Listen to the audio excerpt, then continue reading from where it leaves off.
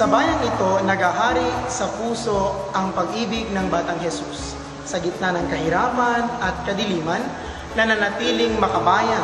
At dahil sa gabay at pagmamahal ng maawaing ninyo, ngayon patuloy na lumalawig ang kalayaan ng lahing Pilipino. Patuloy na maglingkod sa Diyos at sa Kaniyang sambayanan. Mga kababayan, tara na.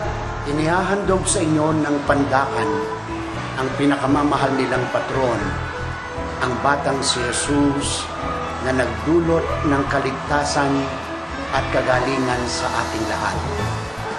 Siya ang ating daan sa pagmamahalan, pagkakaunawaan at pagkakaisa.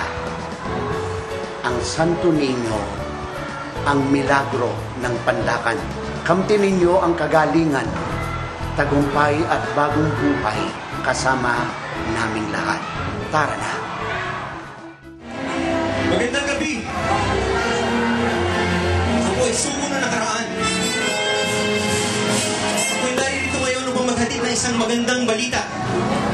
Magsilbi nawa itong isang matamis na alaala sa lahat ng naririto ngayon.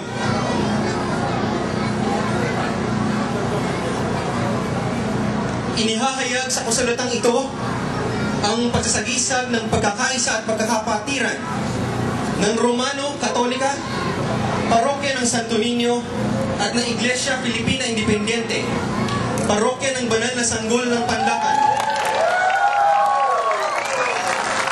Bilang simula ng isang mainit na pagsasamahan at pagdadamayan, may isang pananalig, pagpupuri at pagpupuri sa mahal na patrong Santo Niño.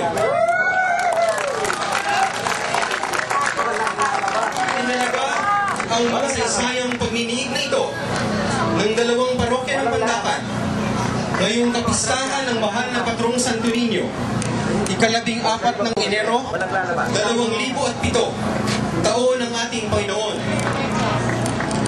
Ipinagtibay ni na Reverendo Padre Lazaro B. Abajo, Cura Paroko, Parokya ng Santo Niño, Romano Katolika. Reverendo Padre Theodore S. Dimla Jr., Cura Paroko, Parokya ng Banal na Sanggol, Iglesia Filipina Independiente. Magkahay, Romano Katolika! Iglesia Filipina Independiente!